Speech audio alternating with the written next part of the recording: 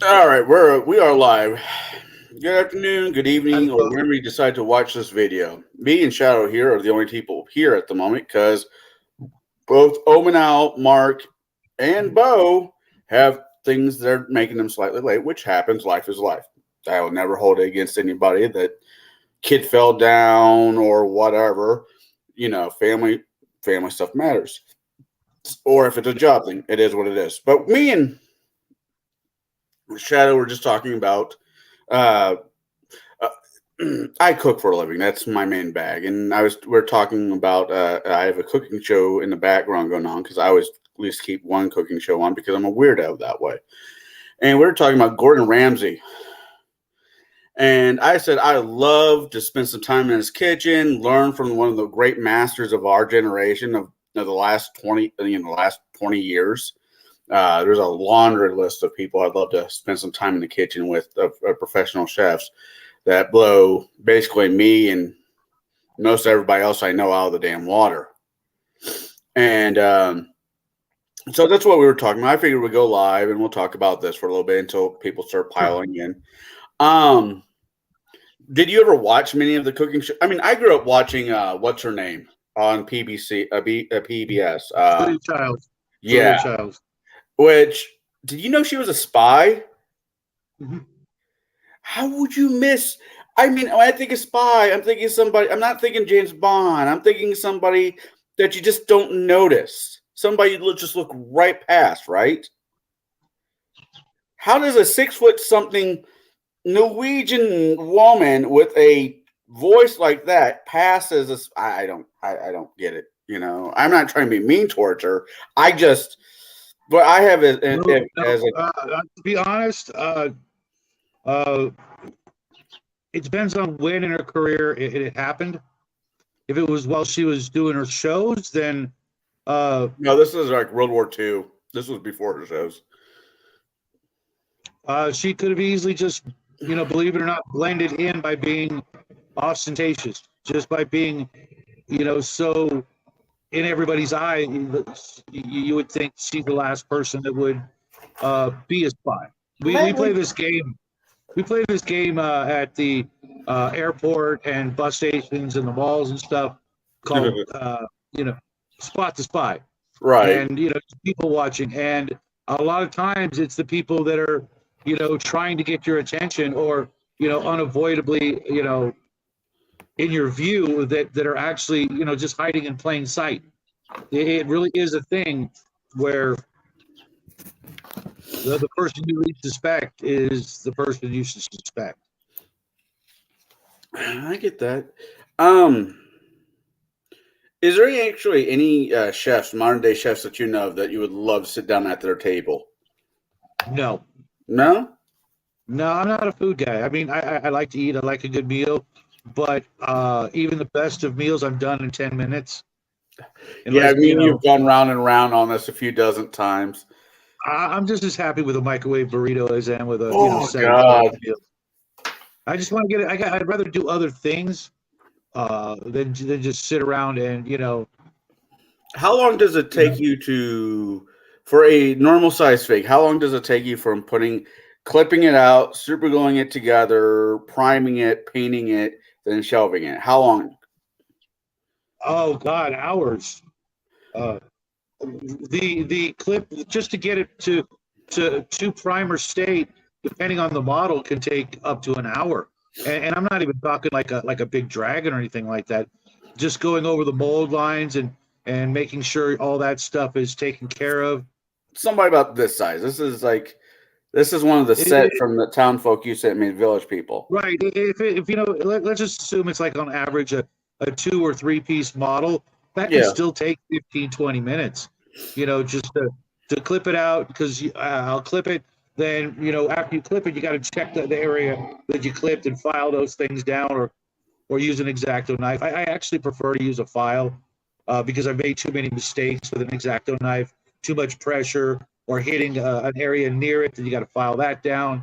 With files, you can, each swipe of the file is more controllable than one swipe of the blade. That's fair.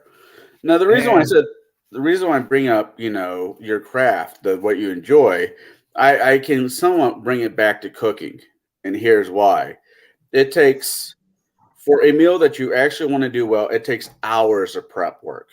You have Yeah. to, yeah. So where your things is models, I think my bag has always been cooking. I don't mind putting hours into prepping for the final dish, where you don't mind putting in hours for the pollution of the said Oh no, model.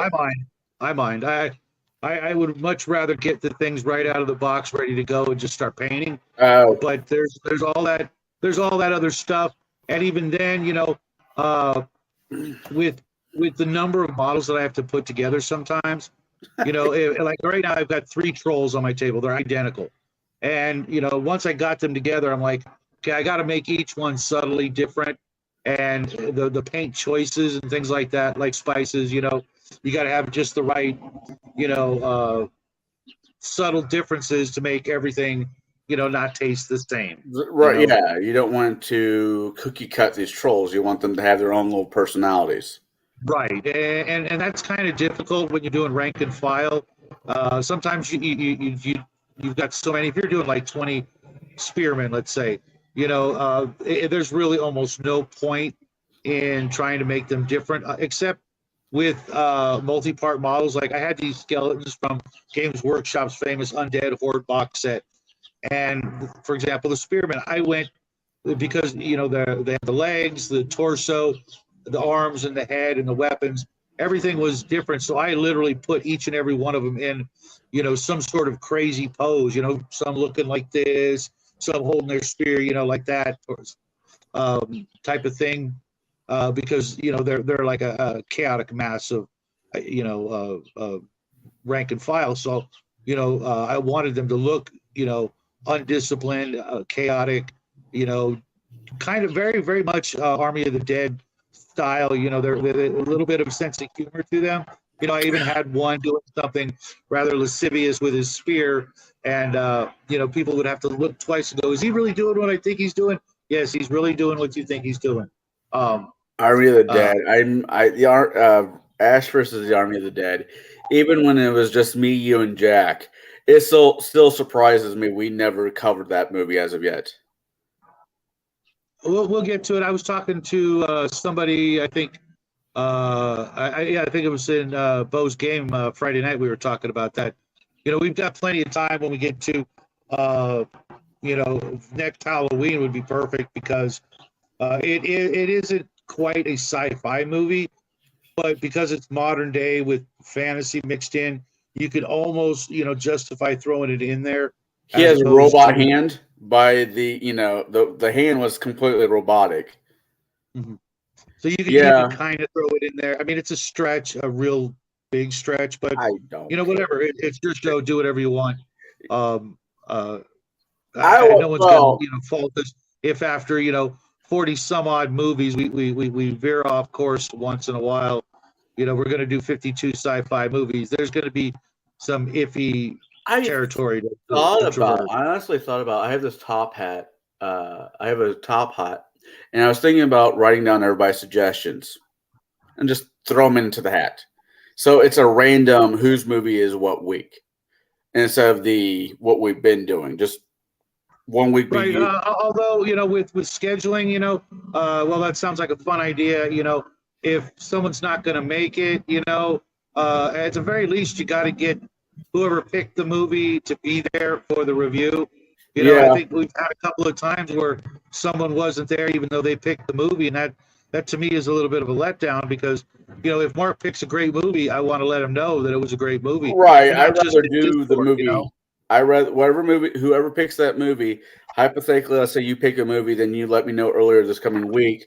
Hey, I can't make it. Then I'm going to set up the bat signal. Said switching the movies around instead of doing this movie, we're going to do said movie. Yeah, absolutely.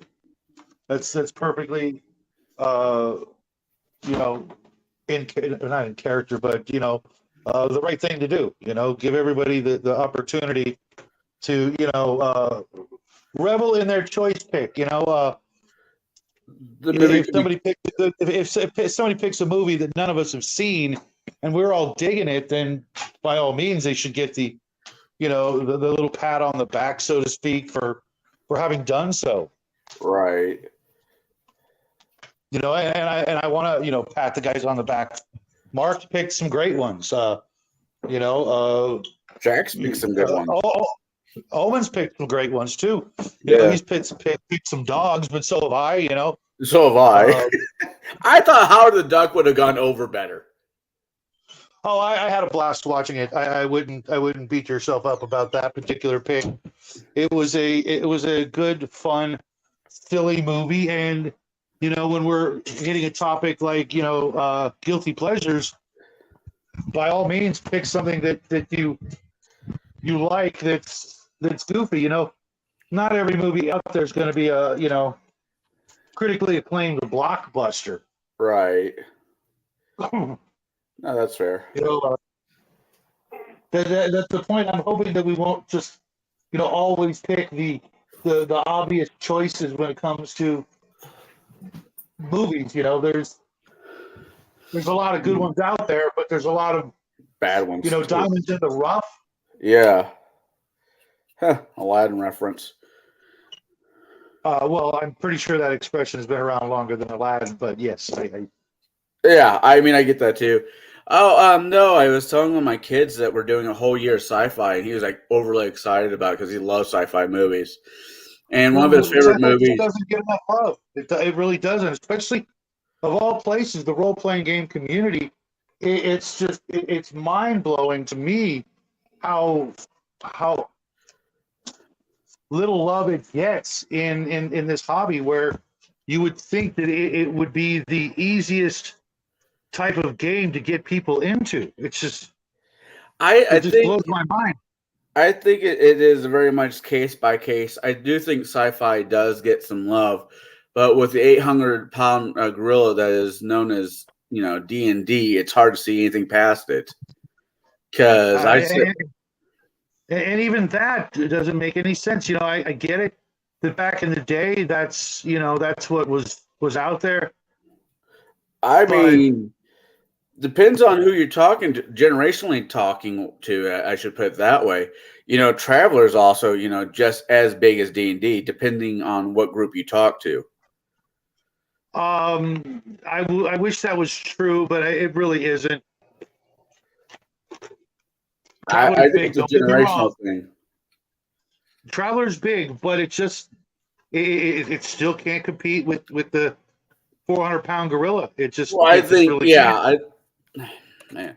Well, we have had everywhere from lunchboxes to cartoons to beverages, D&D energy drinks that are out there now, which I think is asinine. But whatever. Right.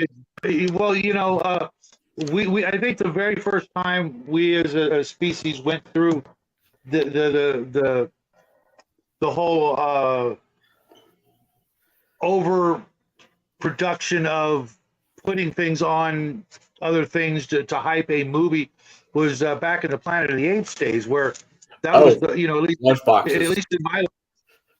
least in my lifetime, I really couldn't think of. The only thing that I could think that really came close to that was, believe it or not, the Adam West Batman TV show. Prior to Batman, I can't. My memory doesn't go back far enough to. I've seen in my lifetime for lunchboxes growing up. Of course I saw He-Man, I saw Batman, I saw all the basic DC, not a lot of them, but most of the DC characters, well-known one, Flash, so forth and so on. Dukes and Hazzard had their own lunchbox pail, and they had a board game and a lot of other things, but Batman, and then later on Planet of the Apes was really the one that just took over. Absolutely, just it was stunning how many things.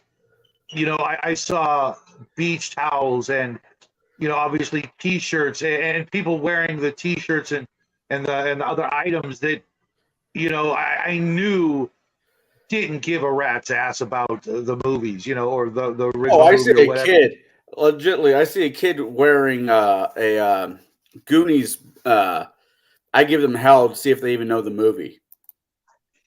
So yeah, I think that's more of that's more you could attribute that, I think, to one or more of the parents loving the movie, walking into a hot topic or something, after having watched the movie with the kids, and the Maybe. kids enjoyed it, and then they're like, oh, okay, I'm going to get them a T-shirt, later on down the road. Here you go. You like the movie? Here's a T-shirt. Blah blah blah. It's like it's the same when I see, like Metallica T-shirts or Led Zeppelin or Pink Floyd T-shirts on 14-year-olds. I'm like, yeah, I guarantee that was your parents, influence on him. Yeah. Hey, I'm going to switch devices, so give me just a minute to Yeah, of pop course. out and pop back in, because this device I just don't like Hey, using. Owen, I'll just I'll be right popped back. in. So go do what you need to do.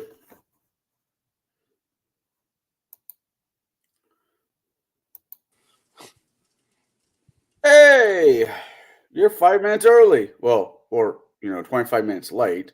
Depends on. Well, yeah. Okay. Well, it's board game day. I got to do board game day. No, So I get it. It's painting an Emerald Young Dragon day for me. actually, I like those translucent wings. They're a pain in the ass to paint. Yeah, we were just It wasn't true. what? Well, give me 1 second here. Yeah. I'm gonna lose you, but sometimes I think that it has to do with my router and I have to reset it every so often. So let me see if that'll work. Yeah. Everybody's fighting in the Gaza Strip right now. Yeah. You know what? I'm glad I'm not there. All right.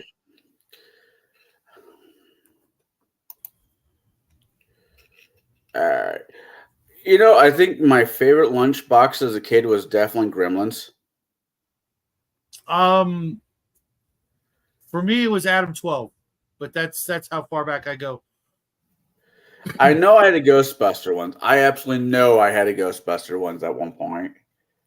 I think all kids, had the go. Most of the kids I knew had Ghostbuster ones. I think I also had a Star Wars one, but it was quick. It wasn't very long before I tossed the entire lunchbox thing, where I just really wasn't taking lunch to school. It was I was like 10. I'm pretty sure. I mean, I at least remember the Star Wars lunchbox. It was black, had Luke and everybody on the land speeder being stopped by the stormtroopers on the front of it. But I could be misremembering my little brother and him having that lunchbox. But I know that we had such a huge issue with the thermoses, because they literally had glass inside on the inside of them to help keep them warm / cold, which I never understood, especially later on getting metal thermoses for my coffee later on in life. But we went through them so quick. It was just like, forget this, and just went to getting the school lunch, and that actually, being better as a kid. I remember every school I went to, we had pretty decent lunches, but then again, my parents were absolutely awful cooks. So there was that. And I know from middle school through high school, I was able to literally run home from school, pop in a couple of frozen pizzas in the toaster oven, and then eat them on the way back to school. And that was more enjoyable than eating lunch at school. And then when in high school, we had some a really good sort of a la carte system with burritos and things like that we could just buy whatever we wanted and however many we wanted type of thing. Grab a couple of green burritos and a slushie and enjoy the lunch. Yeah, no. And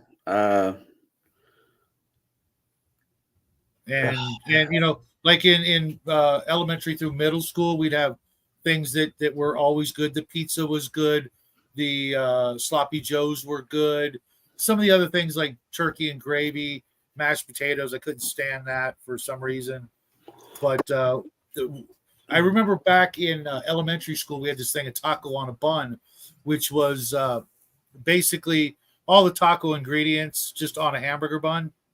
And the reason I remember that so well was we had this restaurant called Pumpkin Taco. I think there's like one left, and it had exactly what you would think. It was basically like Wiener Schnitzel before Wiener Schnitzel. Had all the different kinds of hot dogs, tacos, tostadas, burritos, and pastrami sandwiches, and all that crap was awesome. And it was right behind my house. I could literally hop the fence, and I was right there. What's up, Owen? Hey, How you doing? Good. Taco. Why the hell does that sound so damn familiar? What? Pumpkin Taco? Yeah. They went out of business here in the mid '80s, but it was just. Was it a franchise or was it like a small? Oh yeah. Okay, I might have Del seen Taco. one.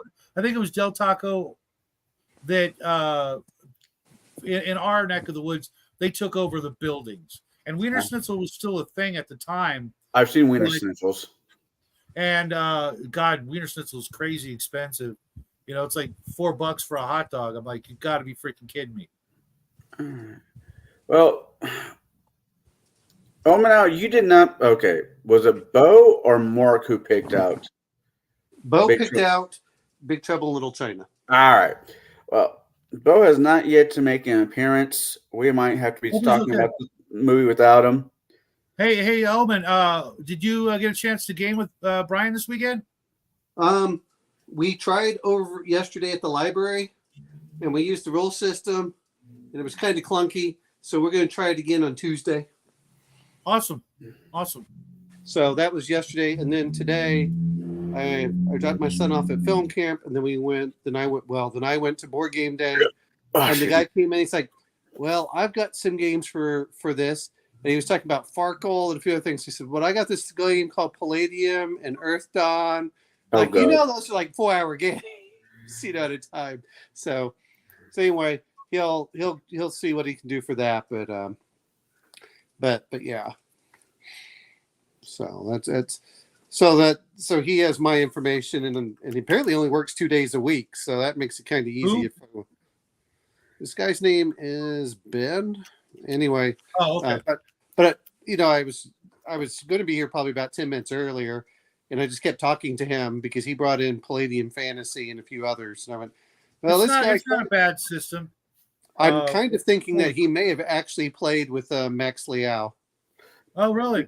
Because they were talking about Japan in the 90s, and I'm like, and Earth Dawn, and I went, that sounds awfully familiar.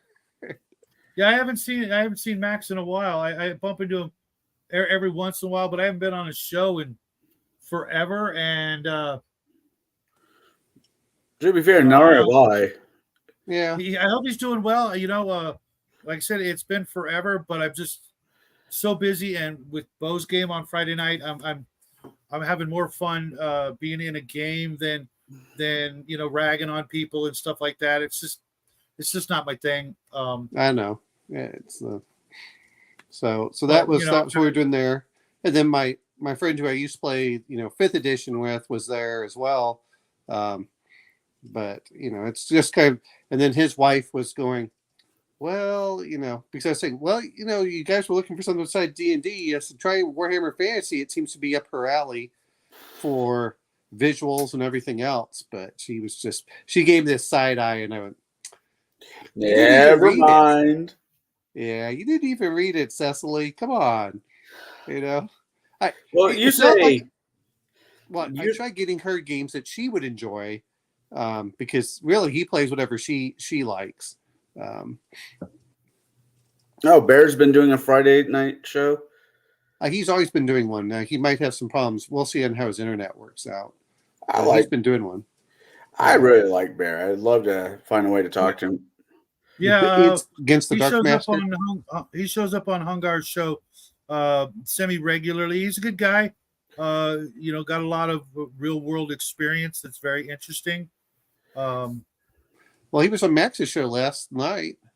Yeah, somebody was or Friday night was letting us know how much they don't like Bear, and I'm like, I don't get that, but I mean, for what we do and what we talk about in our thought processing, we're going to run into people that don't appreciate our, the way we think, and shit happens.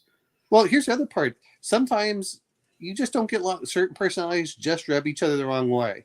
It doesn't matter what it is, and just like okay, and I don't You take know, it personal. I just go, hey, this person just has a personality I can't get along with, and that's all. You know, I honestly, you know, I've made peace more or less with just about everybody I've ever met. You know, that may have rubbed me the wrong way. You know, back in the beginning, but I can't think of anybody I wouldn't do a show with and hang out with. Everybody's got their own little thing to add. Oh, I can. Kind of like what we were talking about with food and stuff. You know, sometimes the right recipe calls for an ingredient that you weren't expecting. You know, unless it's cilantro, I'm definitely allergic. So you put cilantro on my food, I will not be eating it. But you I know, will keep that in mind if I ever cook for you.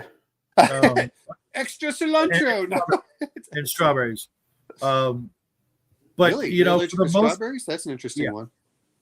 but for the most part, I can't think of anybody I wouldn't do a show with, or invite them to my show, or if they ask to be on my show. I can't think of it to be like, no, you're not a good fit. I mean, I would I hang out with just about everybody. I mean, I hang out with Justin, for Christ's sake, you know. Yeah, Justin is a national. No, I can't go that far. That's right. You know, and not one. You know, hey, there he is. What's happening, Bo? Well, I don't know. I've just been told that I've been recruited to go on a family hike with my family, who never hikes and never goes on hikes on Sunday. The term you were looking for is voluntold. Yeah, well, I mean, it's fine and all. It's just weird. My wife's like, well, we're going on a hike. Like, oh, okay, all right. When we're getting in the car. Oh, and at least take my church clothes off first. Oh, so you're about ready to leave for it now? I'm about ready to leave like any minute. I'm just. Oh no! It was so weird. It's like literally. But I mean, I can't let them all go by themselves. That would just be irresponsible. Well, being a dad. I mean, yeah, I mean, that is one of those situations where it's not likely that something bad's going to happen, but if something bad happens, you will never hear the end of it. Yeah. Well, here's the good news. All right, children, go faster. Go faster. We have to go up the hill. So I got the Octorilla based preliminarily. So nice. Everybody wanted the big base, so we're doing the big base. I just need you'll appreciate it later, you know, with the final product. Real quick, to give you an example, something I was pretty proud of was this one right here. I don't know if you can see it. This was a Reaper. Let me see if I can get that in there. Actually, that's pretty good. Oh yeah, that's what I need to do is something. Okay, you killed me. Wrong button. Hold on. You know, it was a Reaper 54 mil, something like that. The eyes I'm not too happy with. One of them looks really droopy. Never are happy with the eyes. No, I've got to find some Greeblies to put on this. I was thinking about a long time ago. I know Games Workshop. Somebody who makes like miniatures of like bodies, like laying on the ground. You know. Mm-hmm. You should see if I can find some like recast or something, and put them down on the ground next to the. I put it in the middle of the base, but that's fine. I've come to the decision. Comes to small people figs, I will pay $2 to let somebody else does it. $2 is a whole lot cheaper than the headache and alcohol I'd be drinking just to try to get through the process. How are you doing today, Mark? I'm all right. How are you? I'm all right. We're a little bit of a late start today, but it is what it is. Bo has been volunteered to leave the hike. To take my kids on a hike right now. Okay, Bo, before you go, then let's do the bare minimum. What'd you think of the movie and why'd you pick it? Oh, are we live? I think the movie. Like Big Trouble in Little China is one of my favorite movies, right? I mean, it's like it's my summer double feature. I always watch Big Trouble in Little China and Buckaroo Banzai. I watch it back to back at least once a year. Okay, what makes this movie great to me? The dialogue, it's like a comic book come to life. And I love that Kurt Russell as Jack Burton, he channels his inner John Wayne. He talks like this through the whole movie. Pilgrim, I'm Jack Burton. There's the way it touches, the way it taps into. And it's not real Chinese mythology, but like our impression of Chinese mythology. There are demigods, there are sorcerers. There's the Chinese hell of being burnt alive, the Chinese hell of being boiled upside down, the Chinese hell of being ripped to pieces. It's so great, and the dialogue is quick. And nobody talks like that in real life. It's kind of like a boy version of Gilmore Girls, right? Everybody just talks. Everything is so fast and snappy and clever. And I love how this is what I like. You get the impression that they're starting in the middle. Like these are people that like know each other. Tracy Law, she says, "Yeah, I'm always sticking my nose in here." Jack Burton and his Chinese partner, Wang Chi, they know each other too. Like at the very beginning, Jack brings his truckload of pigs into Chinatown, and immediately he goes and orders some dumplings. And then he gets involved in like bug fights, and then he gets involved playing mahjong until the sun comes up. This is obviously a guy who's very comfortable with the situation. He's been to Chinatown before, and I just wish it could have been at least a series of comic books, if not a series of movies. There is a comic book. That is so weird. That's so weird because I mostly. Are we live, Connell? Yeah, we're live. Yeah, we've been live for a half hour. Right. Kim Cattrall's lines were absolutely the most forced and awful lines I've ever heard. I was just like, it's like all her lines, she was talking to the audience and not the people around her. Like when she says, I'm always sticking my nose. Nobody says that like that. Nobody talks like that. It was like they were like trying to make up for lost time that didn't exist to try to catch everybody up with the movie so fast. I was just like, watched it. I had to watch this movie twice. Part of that. I actually fell asleep at the end. Ah, at the end? Yeah. Right when, right before that big guy kind of sort of self-exploded, I fell asleep. Yeah, one of the Furies. Right, and I literally barely woke up in time to be able to hit the rewind button. That was frustrating the hell out of me. That's why I was late, Connell, because I couldn't get it to rewind so I could actually get and find out the end, because I got the impression that Jack died or something, which I still think he did. I think well, there is a sequel to this film. The part in the beginning, where the old man is talking to the lawyer or whatever. I was like, oh, does Jack die in this movie? No, he was supposed to. They were talking about no, he doesn't. There was because they were acting. It kind of gave me the impression that maybe he died, which would have been, interesting because he's that kind of character, who, can't be tied down, which is just retarded. You know what I mean? Retarded? How is that retarded? The guy's like. Just because you want a wife and child doesn't mean the rest of the male species want a wife or child. Well, if anything, I'm actually surprised you don't relate more to this character on a personal level. He's kind of a road warrior cowboy, and because it was so forced, I think. What's forced? It was him being. I mean, I like what he talks about.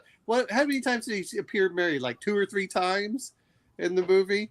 I mean, at this point, he's like burned out. I love the end, which you missed. Which they said, aren't you even going to kiss her goodbye? And he goes, no. No, I did see the end. Totally. Where the reject from Battle Wizards made an appearance, I guess. This movie! Oh my god! The rapey gorilla showed up at the very end. Rapey gorilla. Hey, he was one of my favorite characters. Next to the Guardian, because we have to say Guardian or Watsy might sue us. The Beholder? Yeah. with the tongue eye. Yeah, that was a bit much. I know that one. Well, didn't they cut? It's a Gonzo movie. licking it to make it better. Yeah. That was that was, clearly someone had played some Dungeons and Dragons, and it went to the effort to make it different, but not too different, so that folks like us could have this conversation 40 years later. Well, I'm telling you, this is the role playing game that I want to play. This is such a great idea. Not even 40 years for a campaign. Like I said, you mash this up with Buckaroo Banzai and maybe like the Golden Child, and that's a movie we haven't seen in a while. You got a whole not just a game. You got a whole campaign. You've got like 8 or 10 sessions worth of funness. Golden Child. I might have to watch that movie. It's been forever. The Golden Child can easily be in the same universe. Certainly, but so could Howard the Duck. Well, wait. What was the kung fu film where the guy's supposed to get through and he achieves the next level, where he gets the superpowers? Yeah, no. Was he a black guy? Yeah, he was a black guy that got the evil superpower. Then the other one was blue. Yeah. Oh, Leroy. I don't know. I remember. I can't. Bruce Leroy. Bruce Leroy. Yeah. L's on top of it. Of course, L's on top of it. Yeah. Didn't see you there. All right. So, what was your favorite? I'll ask the rest of you guys these questions, but since we're on the time. Oh my God! Hey Raven. Yes, I remember HR. You know what? I think I might have had that one too. I hate to admit it, but I might have had that one too. Oh my God, that's terrifying. So, is there a favorite part in this movie that actually sticks out more than any other part for you in this movie here, bro? Bo? I like the way that the plot sets up and the things that you might have missed the first time you watch it, like how the Tong or the Triads at the very beginning of the movie kidnap Miao Yin on accident because they're white slavers, right? They're kidnapping girls for this brothel. They're trying to kidnap girl B, but girl A comes along and they kidnap her instead. And you really pick that up when the Furies come and kidnap her from the brothel that kidnapped her to begin with. It's like, we're going to steal from you that which you've already rightfully stolen. And it sort of sets up this. You get the impression that this struggle it's like it's bad guy against bad guy. And then like how the Furies come in at the gang fight and wipe out. I just wish they would have wiped out both gangs. That would have really been cool. Because the yellow guys they had sided with one side of the gang. That was the whole point. I know they did, but the yellow guys were winning, and then he comes in and murders all the yellow guys when they're winning. But it would have been really cool if they would have just they're demigods. Yeah, I get that. But yeah, I mean, there's so many good parts of this movie in terms of scenes. After they drink the potion that makes them, I don't know, probably doesn't make them anything more than braver, right? It's probably just Dutch courage. I think it's supposed to give them the ability to wound. Get back to that on that. It's supposed to wound things in other planes. That way they could allow. That was the point of it. What so was they can actually hurt the Furies, right? Well, they're so yeah, and then he catches the knife and stabs Lopan. That was pretty unexpected. What was I was actually just having this conversation yesterday with RPG Grandma on her channel. She made a video about wheelchairs in your RPGs. How dumb people think they are to have wheelchairs, and I said, well, yeah, but Victor Lopan is like one of the best bad guy NPCs ever, and he spends half the movie in a wheelchair. There's your wheelchair. There's your combat wheelchair for all you Pathfinder players. Wheelchairs are perfectly fine going down into dungeons. They're just not so good coming back out. Well, what my other point was, there aren't too many of those perfect 4.8 degree slopes in most dungeons. That 1 foot, that 1 inch rise for 1 foot run that the AD requires. Well, wait a minute. Let's not forget, if you're going to talk about wheelchairs, we can't forget Jack Burton as he was rolling backwards the entire Oh time. yeah, absolutely. Why did you go off on Grandma? I can't I didn't ever go pick- off on Grandma. I agreed with Grandma. No, Elle did. Oh well, I don't know. People go off on Grandma for weird reasons. It's freaking dumb. Shauner did. Yeah, no, I ain't talking about that drunk ass mother. He can take a dive back in the bag for all I care. As a friend of mine would put it, give him 3 swirlies and only let him up twice. That red I nose. didn't see the video, Elle, so I have no idea. I was just curious. Well, you know what? The problem is that Bo's looking that things have to be OSHA compliant. In the meantime, I look at it, it's like you have a wheelchair, you can go down the stairs just fine. You know. No, I think that Paizo and Watsy think that things have to be OSHA compliant. I don't make anything OSHA compliant. That's just a joke, with the combat wheelchair. Well, like what you need to do in Nightmare on Elm Street. We know what you need to do is you need to run an adventure as OSHA inspectors for D&D.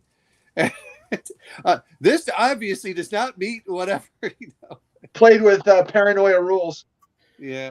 Well, how many OSHA inspectors can survive? Which OSHA inspector makes it to the end? I'm down. So other than Jack, okay, I'll just start opening up to the pack because I have no idea when you're going to have to bounce. So I'm sort yeah, my family's already in the car. No. And you're painting. I think he just left. I think he got a text message that probably said that is how you win Father of the Year, not through your kids, but your other friends who are parents. If you aren't torturing your children, you aren't a good dad. Exactly. Walk it off as you push him down the stairs. All right, so I'll start with the basic questions. Mark, who was your favorite character outside of Jack? Maybe like that little old man that was the sorcerer, wizard guy, whatever. Probably. Yeah, I like Egg. Egg was pretty cool. With Lopan. I'm not here to get it, Mr. Burton. No, not Lopan, the good guy, shaman, sorcerer guy. Oh, with the eye? He was the bus driver. The bus driver. Yeah, the bus driver. I would have loved to know when his how should I put this? Like Kurt Russell movies were all over the 80s. You know, every couple months it felt like there was a new Kurt Russell movie coming out. Everything from his romantic comedies with his life partner Goldie Hawn to gotcha. And to what was this? The Thing, to this movie, and there's a bunch ever. But the guy who played Egg, I've only seen him like in a couple things. Oh, Egg Chen. Yeah, that was Egg Chen. Yeah. I've seen him in Tremors. I've seen him in this movie, of course. And there was this god-awful kid movie back in the early 90s called Three Ninjas. And he was the grandfather that taught 3 white kids how to be. Yeah. Anyways, moving on. What about you? Wasn't he the guy in Gremlins? Or no? No. I don't know. So we got to take good guys. I'll be honest. Lopan was probably one of my. I love that actor anyway. Whatever movie he's in, I love whatever he does. Whether the movie's good or bad. And actually, there's another movie I like, which we may count as sci-fi next year. But it was the. But yeah, But I love the one-liners with those things. I love his mannerisms as the old man, in the wheelchair, and just the quips that he gives back. He did sort of emulate a very H.P. Lovecraft kind of feel, both in and out of the wheelchair. I didn't get that feeling at all from him. I got the feeling that this is when he was all wheezing and some of his manners. I just got a really distinct H.P. Lovecraft kind of feel. You know what it reminded me of was when Sam Spade in one of the Sam Spade with Humphrey Bogart as the Maltese Falcon or the other one, The Big Sleep. Oh, okay. The Big Sleep, where they go over and he's talking about it, and that's the way I kind of felt. Is like where he gives him the drink and says, Are you sure? He says, well, at my age, I can't drink anymore, but at least I can enjoy other people drinking. That's the way I felt about Lopan in certain ways. But yeah, David Lopan, that's one of my favorites. He's another actor that he's just he's been in a lot of movies. He's in movies you didn't even think he was in. He was the voice for he was the voice of the goose in Kung Fu Panda with for those who have kids with Jack Black.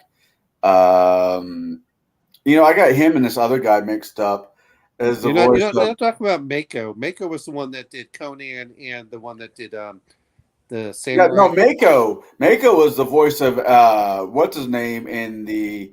I get those two mixed up. I don't know why I got those two mixed up, but I got him mixed up because I thought he was the voice actor in the last Airbender, the original one, not the one with the female. He was Aang or not Aang, Og or whatever. But yeah, he's another actor that he's in stuff that you never thought he was in. What about you, Shadow? Wang. What? Wang Chi. He was just a fun character. Got the girl at the end, and had that whole, going from kind of weaselly, street urchin to much more in the end. That's more than fair. Wang Chen. What have I seen him in, if anything else other than this?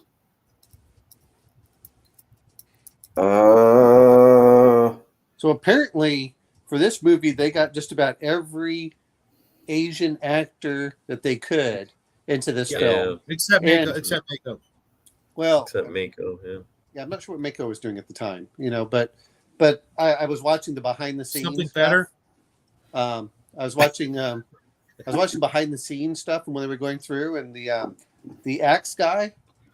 If you remember him, the one with the axe. Yeah. He John Carpenter said, "Well, why aren't you in this film?" And they went, "Well, because I wasn't invited." Says, "Well, you are now." And that was, yeah.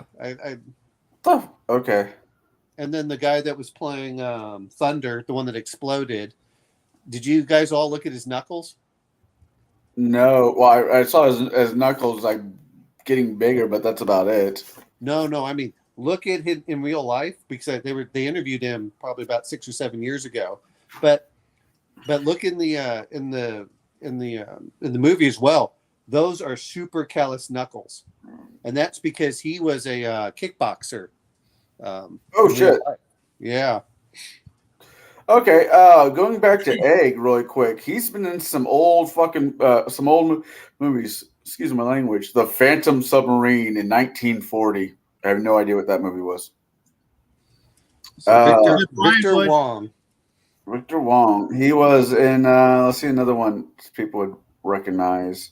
He was in the John Wayne movie, The Flying Tigers. I think I've seen that one. He was in King Kong, the 1933 movie, probably as a kid. Bloodsport was Jean-Claude Van Damme. I have absolutely no idea why he was in that movie, but sure. Once again, let's put every Asian we know in one room so we can make an Asian-based movie.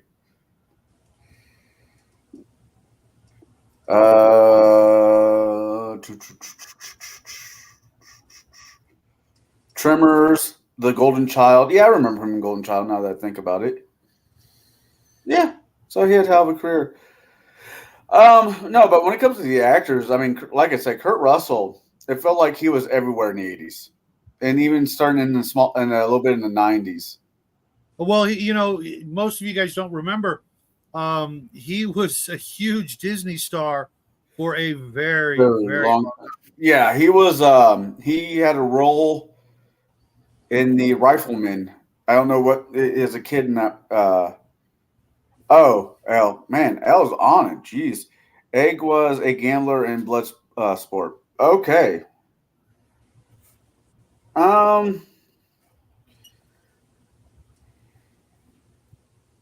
don't. Jesus, I'm looking through the cast. I don't know if I really had a favorite actor or favorite character in this one. I mean, everybody you guys brought up basically made the movie for me. These are the most important people in this movie. I like Lopan. He made the perfect villain. I mean, it's not exactly gold. Was it Goldfinger? Not gonna get anything from me. Anything from me. Good. I just want you to die, Bond. I mean, it kind of felt like that to me. Well, I still, like I said, I still have the line, Mister to get it, the YouTube in him. I know, but what did we think of the background? Do you think that was actually filmed on studio, or do you think parts of that was actually filmed in downtown Chinatown in San Francisco? A little bit of both. New York is. Was it New York? No, the movie was set in San Francisco.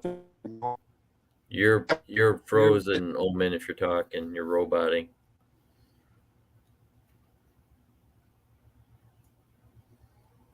Well, until he figures what's going on. Yeah, I thought it was filmed in San Francisco.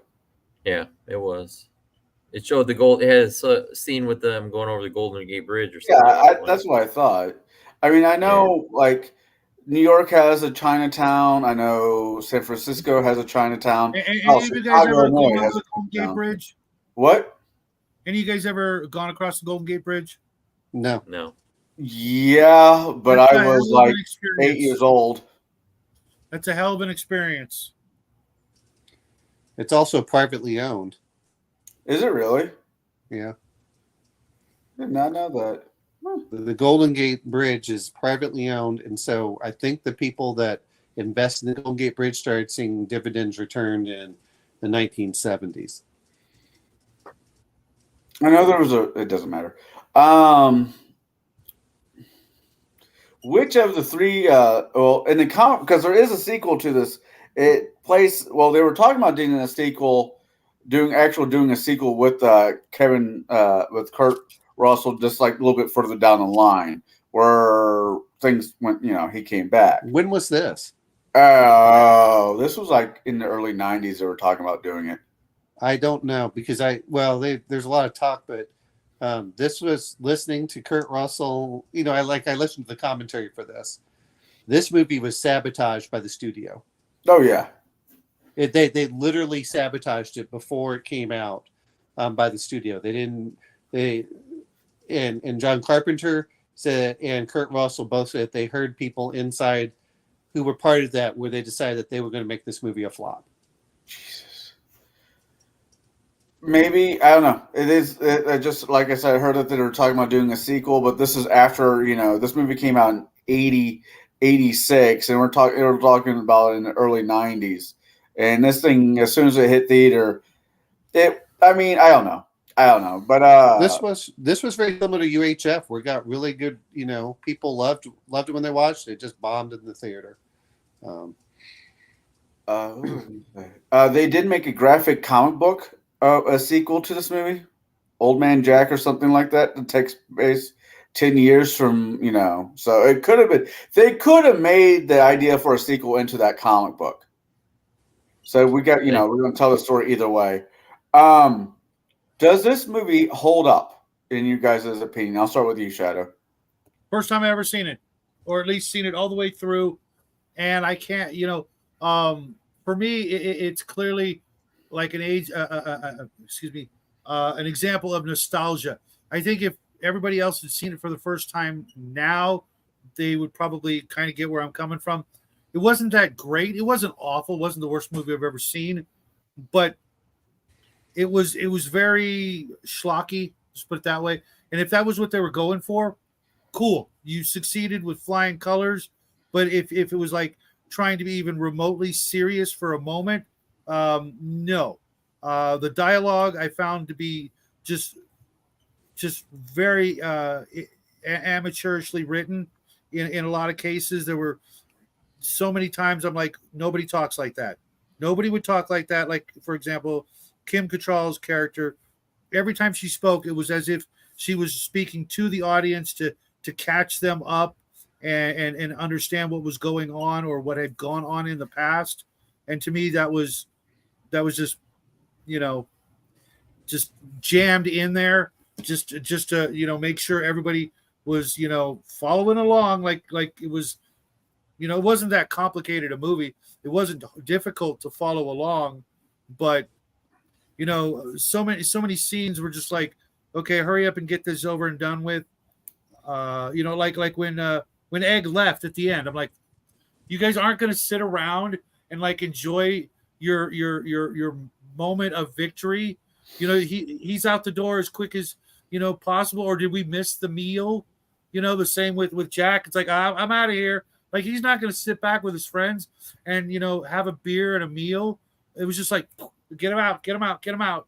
Just like, Hey, that's whoa, no different whoa. than Shane. That's just like your old westerns where Shane just picks up and leaves. That's an old trope for old western movies. I've never seen Shane, so You have never seen Shane. One of No. the classic movies John Wayne, right? for westerns. Come on, It was John Wayne, though, right? no. Who? It's who was Shane? You've never seen Shane. It's like from the 50s. How could you have not seen Shane? Because I'm not that old. No, I just never saw it. Or if I have, I don't remember it because it was so long ago. I could have seen it and you know, just not remembering it, because I did see quite a few westerns growing up, but that one's just not ringing a bell. Have you Ladd, ever heard Jack the term? Palance. Yeah, sorry. Have you ever heard the term of an Irish goodbye? I've heard the Minnesota, but not Irish. The term of the Irish goodbye is kind of what they did in this movie. Was there's a huge party going on, and you didn't want to make anybody else feel bad that you're leaving or dampen anybody else's fun, so you just kind of take off without saying goodbye. And that's kind of, I mean, they kind of did it in this movie and kind of not. The Minnesota goodbye with them all sitting around the table having the dinner that you're talking about. Well, I was talking about from, you know, being on Max's show, you know. 5 hours later. Yeah. It's no, I mean, this is very typical of what I'm used to seeing, where the hero just walks out. You know, hell, they even did that in the Magnificent Seven. They didn't really relish in the victory. They just, you know, they just said goodbye, and that was it.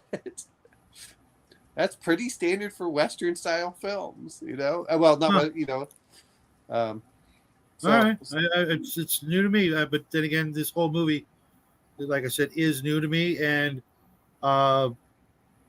you know, I tried to get Jackie to watch it. I think he would have enjoyed it for different reasons, but he's busy doing other stuff. But like normally none of his normal hang-ups. Yeah, there was no nudity. There was no. Yeah, shit. This movie, like I said, normally did not have any of his major hiccups. All right, Owen, do you think this movie, you know? Absolutely. It is stereotypical 1980s. If they were going to do this again as an homage or even as a joke towards the 1980s, this is exactly what they would make all over again, because it embodies everything. And it's meant to be a comedy. It was one of these, it was an action comedy, which was it's meant to be completely tongue in cheek. Just the way that he rolls in and he's, you know, when he's talking about how he talks about his first wife. I don't outrun, you know, as fast as he's driving in the rain. I don't outrun my lights, and it's all in the reflexes, you know, and the catching of the bottle. And it's all meant to be tongue in cheek. Even the parts where they have, with Gracie Law, when they have her in there and she's talking about all the stuff that she puts into her, you know, when Jack Burton, when they, after the, you know, the Furies come in and steal the girl, you know, when they're back in her place, which was a more extended version. Part of it was the, you know, when they give her that weird milk or whatever with sea urchin and all that other stuff. Yeah. It's all meant to be tongue in cheek. Here's something you didn't get, unless you watch the extended and deleted scenes, was that the girl with green eyes had to be born of religious parents.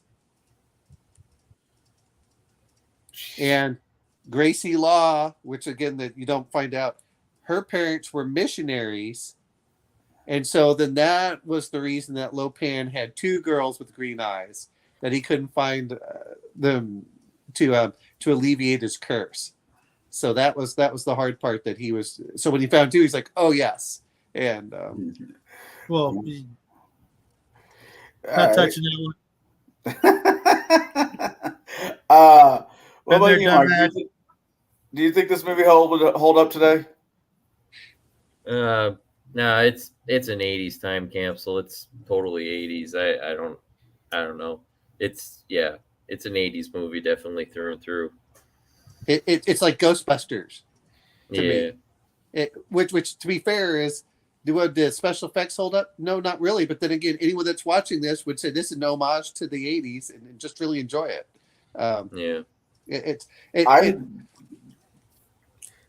Yeah, I agree. Anyways, finish, Mark. Sorry. No, that's all I got to say about it. Yeah, it's an '80s movie through and through. I don't know. I heard rumblings that they're going to do a remake of this movie. I don't know the entire cast, but I know like Dwayne "The Rock" Johnson was supposed to be. It's still his think, studio, whatever's got the rights, but it's still held up for whatever reason. But supposedly they got the rights to do it as whatever his production company is or whatever. Don't get me wrong. I like Dwayne. I like the movie. Some of the movies that he's done, The Rock. You know, I like some of his movies.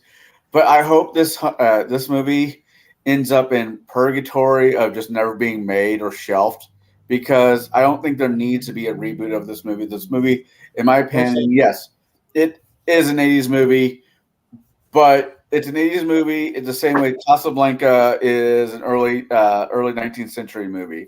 It has its own time and place. If I feel like I want to watch, something of that era, this is going to be one of the movies I'm going to pull from. You know, Goonies, once again, another '80s film that we all know is from the '80s. It feels like the '80s. I want to jump into my time machine that just happens to be my TV streaming network. I'm going to watch an '80s movie. I'm going to watch a '90s movie. I'm going to watch a. When did Casablanca come out? 1930s, 40s? 1942.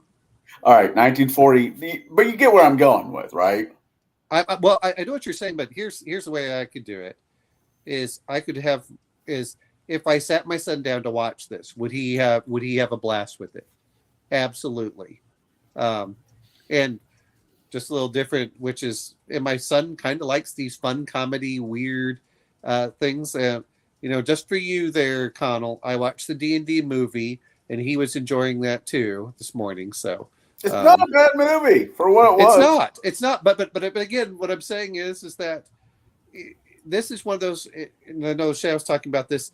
Was the guy who played Rain? When they were interviewing, and what is it, Danny Hafong? You know, the hero of the movie. Yeah. When he did this, the guy who was playing Rain, you know, was one of the Fury, said, "Oh, this is a comedy. I didn't realize that." And I don't know how The Rock could do this, because this is just one of those that really he couldn't. He couldn't because think he could play a variation of Jack, because he has done comedies and he is kind of funny. It's a matter of opinion. He's not smart enough to be a truck driver, though. No, I'm not even doing that. No, The Rock is pretty smart for all this stuff. The problem that I have with it is I don't think that The Rock can make fun of himself for being second fiddle. That's what I think the problem is. Yeah, I think it'll be an ego thing more than anything else. I agree. Now, if they actually do make a sequel to this with Old Man Jack, and it's most of the original cast, because I know Victor. Oh wow, they're both in the same movie. I didn't realize that. Victor Wong passed away some time ago, and I think James Young has passed as well. I could be. No, he's freaking 94 years old. I don't know. So he has David Wong or David. Yeah. Lopan. Yeah. No. Well, to be fair, Lopan died, so you can't bring him back. Well, he could come back. You know what? That's the problem with modern movies. You leave dead characters dead, and you bring back someone new to take his place. The Indiana Jones didn't bring back that weird French guy. You know, that's when you start bringing back old villains. It means that you're just dumb. That's as a writer. You need to let them go for a new thing. And I don't know what they need to do with him now is they need to. The big question is what monster would he fight next? This is like Bubba Hotep. Yeah. And instead of being a Big Trouble in Chinatown, it'd be New Trouble in Chinatown or some variation. Or hell, it could be his freaking kid. I mean, there's a way to do a sequel to this movie and do it well. Unfortunately, I don't see it happening. Well, it doesn't need to. Part of it was the reviews were very good for the most part. The audience test reaction was very good. The studio just sabotaged it. And the other part is, you know what? Kurt Russell said it was the movie he wanted to make. John Carpenter said it was the movie he wanted to make. All the cut scenes were cut really for time and pacing. What I did think was but yeah, if you want to watch something that you want to consider a little bit different, watch what's the one with Michelle Yeoh that just came out? Everything everywhere at once. Yeah. That I enjoyed that film. That one was a lot of fun. And that reminds me in some ways of this too. But it also has David Wong, or was it David? Anyway. Yeah, also had Data from Goonies. Well, yeah, exactly. All right. James Hong. That was his name. I like James Hong. Every movie he's in, he steals whatever scene he's in. So yeah, that's fair. Whether it's a good movie or bad, he still steals the scene. Well, this got brought up earlier as a possibility of being a game. What system, and this is for the gaming aspect of it, is there a system out there that you guys think could support a game like a movie like this to do actual justice? I'll start with you, Mark. I would want to probably run this using the Castles and Crusades. They've got a game, Amazing Adventures, pulpy game, Amazing Adventures, or I've never played it, or this might work. I keep hearing about Savage World. Savage World. I think that this is something that would suit from what I've heard about that game and the way it works and stuff like that. That's my opinion, but. El's saying there isn't a Big Trouble in Little China as an RPG. Does not surprise me. All right, now what do you think? And I'm trying to think of one because you need one that has the pulpy adventure mechanics. And I'm trying to think of a, but you also need the one that allows the complete tongue-in-cheek aspect to it. I would. Part of me would go, and I'm trying to think of I kind of like Warhammer Fantasy Roleplay as long as you give the characters lots and lots of fortune, and where they can use their fate points to burn. That's in there. Just because this has I'm not sure. This is one of those that definitely it's in there. So yeah, anyway, that's what I was thinking. All right, what about you, Shadow? Right here, got him. Whoop. Start with Ninjas and Super Spies. Ninjas and Super Spies. Yeah, that's a good one. And then Mystic China, which is basically Big Trouble in Little China before they made the Big Trouble in Little China RPG. It's got everything you need and more. You can make an entire campaign that would last as long as you want to run it. I was thinking myself, Palladium would probably be the ideal system. Although, for simplicity's sake, I would like to see it run maybe through Top Secret of all games, believe it or not, just because it had that 80s feel. It was an 80s game.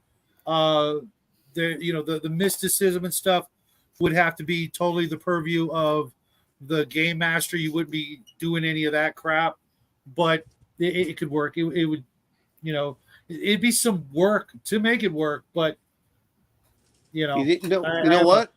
Fondness for the old games that don't get any more love. I think the cipher system might work really well with this one. You know, I don't. Cipher. I was thinking of Cepheus. Without cranking game too companies many, should not be allowed to have their names that are so similar. But without cranking too many gears, I probably, push comes to shove, could probably run this through Pathfinder. You probably could, but the reason I mentioned cipher system is that you have a bunch of different characters that you can go in there. It has different powers. It's very easy to run, which makes it pretty fast to do things. And I think that's one of the big advantages is you really need something that can be tongue in cheek, can be played that way. Yeah. Overly serious. It doesn't. I don't want to get that feel. I think you can't make it too crunchy. So that's why I think the cipher system would actually work pretty well with this. Well, I'm just thinking David Lopan would have been a lich. There's just no way around it. Yeah, I was thinking the same thing the whole time. Yeah, he was a lich guy. I was thinking that too, yeah. Especially after having read Van Richten's Guide to the Liches recently. I was like, this guy's a freaking lich. He's definitely, that, or you could make him as a ghost. Yeah, he could definitely be a ghost because he was trying to get back his body. I mean, I think that with the it'd be a ghost kind of thing, and I think that would work out for it. But sometimes that's part of the fun of the whole thing. I could probably turn this movie into maybe a 2-shot if I really wanted to, just to do something different with the kids. No, this should have to be at least 3 sessions. I agree. Yeah. Because the first session is that you have your truck stolen, and you're trying to find that out. And the second session is when you're trying to infiltrate. The first time trying to figure out what's going on, and then they escape. And then the third time is when they do the big battle, to stop the. I agree. Oh God, my turn to do a 1-shot for Table Breakers is coming up. I might sneak this one through. Anyways, what did you all think of the special effects? I thought, what, I will say this much. Oh, sorry, go ahead. That's what, Omen, I'll start with you. We talk special effects, but the costumes and the backgrounds, that makes it so much fun. I enjoyed with Thunder and, when they had the Furies in there. For what it had, I thought they did a great job with it. Does it need any super special effects? That's the other thing I noticed. If they were going to do this in modern day, they'd probably spend $150 million all trying to do CGI backgrounds, and it would lose a lot of its own effect. I kind of like even when they're going down underground with the little swamp stuff and they're the roots of the earth, and there's something to be said for physical effects. Even the little guardian with all the eyeballs, man, it's just so much fun for the stop motion instead of trying to make it ultra realistic, which I hate saying this. They would do this all in green screen and it would lose the heart.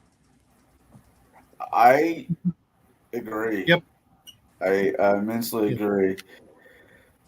What about you, Mark? What do you think of the special effects or the practical magic? Yeah, I mean, they were fun for the time. Do they look dated now to what we have now? Yeah, but I mean, it's like I said, it's an 80s time capsule movie, belongs in the 80s. And just like we talked earlier, about the special effects in Ghostbusters, you wouldn't want to touch it and you wouldn't want to do anything to it. It was fun. And I mean, if you want to get in this story, you can look past that stuff and just go for the ride. I mean, I still enjoy all the old Sinbad and Jason the Argonaut type movies with those, crazy stop motion skeletons and all that. It's you can look over it and just enjoy the movie for what it is. All right. Part of that is that if you don't have great special effects, you have to rely on the story and dialogue. Yeah, that is very much true. Yeah, What about the actors to sell it, what's really going on there, they have to sell it, and then that adds a charm to it too. You look at all the old like stupid Doctor Who, like the real early Doctor Who stuff, but they bought into it and they acted like they believed it, and it helped the story and helped you be part of it and enjoy it for what it was. Yeah. The potato head people. Yeah, no, I definitely I see what you're saying with that one. Whew. Old Doctor Who, man alive. Black and white. Yeah, well, yeah. Yeah, garbage cans that can kill you. Anyways, what about you, Shadow? What do you think of the practical magic? It was interesting. They clearly they accomplished what they set out to do, and the 80s, while they had a lot of techniques coming out and being invented, they didn't go overboard with this one, and really try to use every little like they didn't use any green screen that I could tell, except for a few instances. Otherwise it was good old fashioned rubber skeletons and things like that. Cool. I love early, middle, and late 80s practical magic. Everything from this movie to Jim Henson's company with Elaborate and Dark Crystal, Ghostbuster, everything in the 90s when it comes to practical magic, even into so much of the early 90s with that vampire movie with George Clooney and the other guy, Dustin Dawn. There was still a lot of practical magic being used in that movie. I think it's an art that if it truly is lost, it is going to be absolutely heartbreaking. Well, we won't be around to see it, so yeah, I wouldn't sweat it that much. I like the monster when they're underground and that lizard-ish cockroach thing pops out of the side. Yeah, that was good. I love the Guardian when Lopan was kind of spooking out and the skin is glowing from underneath the skin. Yeah, I thought that was really cool. Still love to know how they did that one. That was really cool. But yeah, practical magic in this one, even though it's a 86. So this thing is not exactly 40 years old. It's close. It's like 3 years away from being 40. But I think this was just the right chemistry of action, a splash romance, a lot of comedy. And I wouldn't go that far. Well, Jack I was laughing more than I was doing anything else in this movie, to be honest. That's why I'm saying going with more comedy. Well, see, I love Jack Burton just having this as if he's the main hero that can kick ass, even though he's kind of he's the real sidekick. I mean, that was part of it. The sayings in there. He's like, when that 8-foot guy in the bar throws you up against the wall and like, have you paid your dues? He's like, yeah, I've paid my dues. The check's in the mail. Yeah. I love the pork chop express. Just the whole thing of whenever he's talking on the radio, talking about his ex-wife. If she said, "Don't drive in the rain," he's like, it's all in the reflexes. I mean, just the great one-liners that come from him. And because he's playing him completely clueless, as if he is the big badass. I would have loved to seen the bloopers. How many times did he miss the bottle coming flying to his head? Well, I think that they also had the the part where he kisses Kim Cattrall. Gracie Lai kisses her, and then he has the lipstick. Yeah, it was funny. They originally wiped it off, and they're like, no, he's so clueless, he would keep it on there. And so I love that he says, you know what Jack Burton always says? And, you know, Thunder goes, who's Jack Burton? He's like, I am. You know, yeah, it's that's to me, that's some of the great aspects to it is he doesn't realize that no one respects him. Yeah, I could give up the trucking job and stayed with her, but yeah, I'm actually not disappointed that he took off in the end. I've seen this movie multiple times. The first time I saw this movie was when the Mortal Kombat games got popular. So when the three Furies came down and one was running lightning, I'm like, oh, Raiden. But it was just how it clicked in my head. Well, Raiden is based off of this movie. What? Raiden is based off this movie. Oh, was he really? I didn't catch that. Yes. Interesting indeed. I can't imagine taking anything out of this movie. You guys, I'll start with Shadow.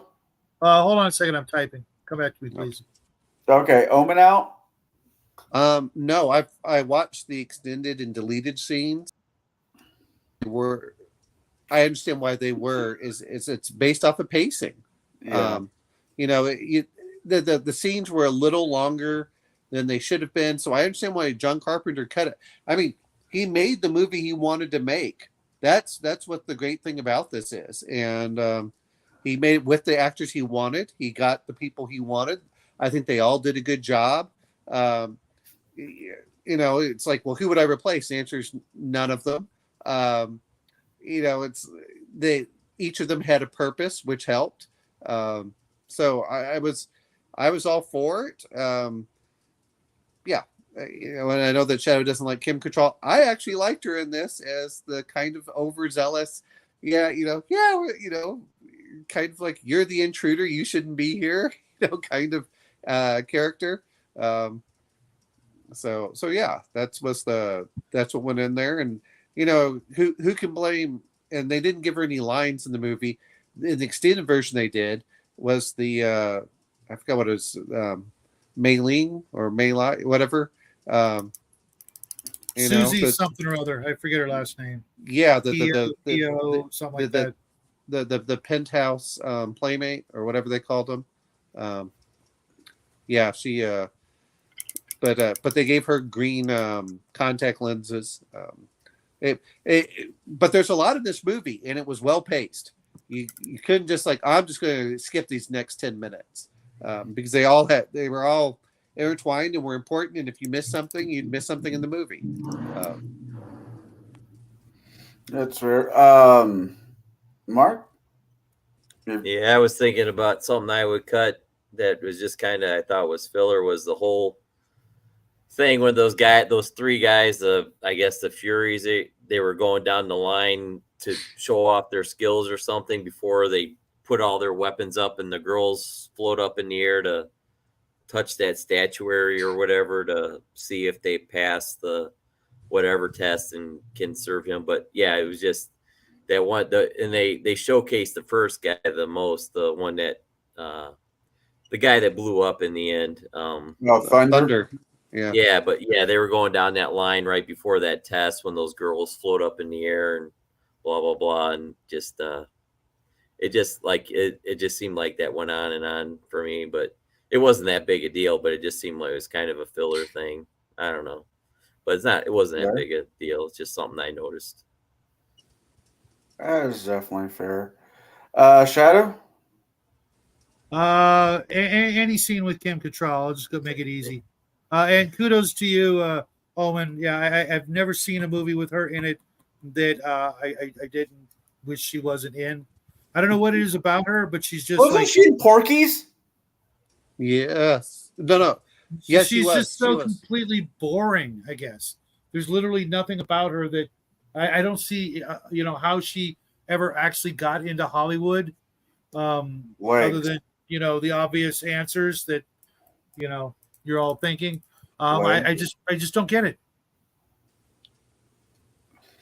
I think she's pretty. I remember her being really popular in what was that damn show?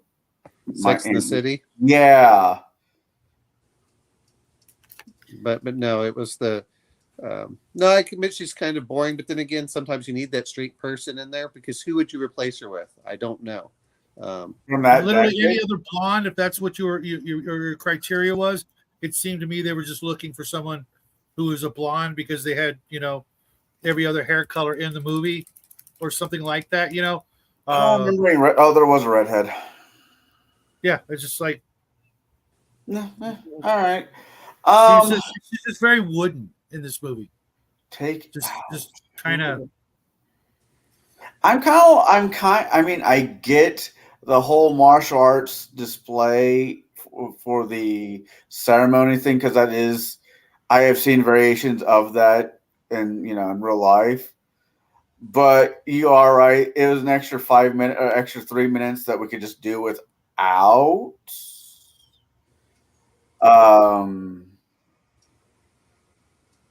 That's about it.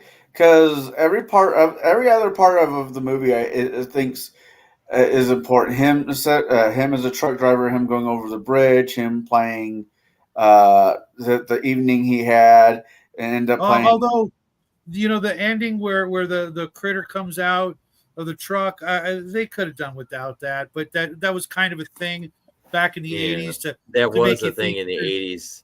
If you're not going to do a sequel, don't do shit like that. Well, they always you don't did know that, if there's those going to be a 80s sequel movies. unless horror movies. Ghostbusters did it with the little green guy at the end. Slimer. They all did it. Yeah. Yeah, it was kind of a technique to try to force the issue, to sort of, help the audience, help them, build up enough, interest in a sequel because, something's left unsaid or done, all of us weirdos will we'll get on the bandwagon and help it become a thing. And I actually liked it because it kind of felt right of, you don't know what happens to Jack after that, with the monsters. That's why I thought that at the beginning of the movie when Egg is talking to the lawyer, maybe he at first I thought he got killed, because I'd never seen the movie before, I'd seen parts of it, but anyways, I thought that when I saw that scene, it's like, how do you get out of a situation like that? You wreck the freaking truck. You know what I mean? That was forced on to John Carpenter by the studio. Oh, really? To put the monster at the end? No. The the beginning? Where they have Egg Chin with the lawyer. Wasn't the lawyer Special Agent Mulder's dad in the X-Files? He wasn't the dad, but yeah, he was in the X-Files. Yeah. That was, yeah. What the hell's this? Oh, that's why I said leave Jack Burton alone. But I still think that, what, it doesn't bother. It's just like whenever they talk about with Blade Runner, I prefer the theatrical version, even though Harrison Ford hated doing the voiceover. The voiceover to me sped up the movie a lot faster and explained things. Because that guy was an FBI agent, the one Egg was talking to this, and you kind of make the joke about the X-Files. Could this movie be in the X-Files universe? Absolutely. Oh, they would God. be trying to figure out why in the world are they having these weird murders around while following some trucker route? Oh my goodness! So why are women disappearing behind Jack Burton? But it's not Jack Burton doing it. Right. Yeah, and somebody in chat, I think it was Al, saying this movie does not need to be redo or a sequel. But Kurt Russell has a son called Wyatt Russell. I've seen a few things he's done. It could be in a Dresden. It could very much be in a Dresden universe as well. Wyatt Russell could play his son in this movie if they did, the Next Generation, New Trouble in Old Chinatown or whatever. You just make it Koreatown. It's no longer China. Or you want to have really fun? Oh, I'm going to bring this up. It's now Jack Russell in India. Oh, shit. With the jingle trucks? Where they have a little jingling. Could you imagine him doing the jingle truck over in India? And then he has to deal with all the Indian gods? Oh, yeah. Jack, I mean, come on. If you look at all the possibilities with Bollywood, man, you could do all sorts of things with that kind of stuff with Bollywood and them flying around. I mean, it's all the same stuff. Yeah, it's that's right. We could go in there. But yeah, sailing. Yeah, go ahead. I'm just trying to, it'd be. I always I always think it's kind of fun to see how many different movies you could put in one universe, and this one feels like it could jump and be part of a few different ones. Going back to the Golden Child, to the X-Files, the Dresden Files, to Harry and Henderson, as far as I care. Because wasn't that thing? Was he a demon or was he a Sasquatch or a Bigfoot type? I think it was. I think it was something like an Oni. Yeah, like some type of lesser demon or just a crazy monster. Okay. But yeah. God, this movie. I'm not complaining. I actually love this movie. I'm glad that we did this movie. This is this is a fun one. I'm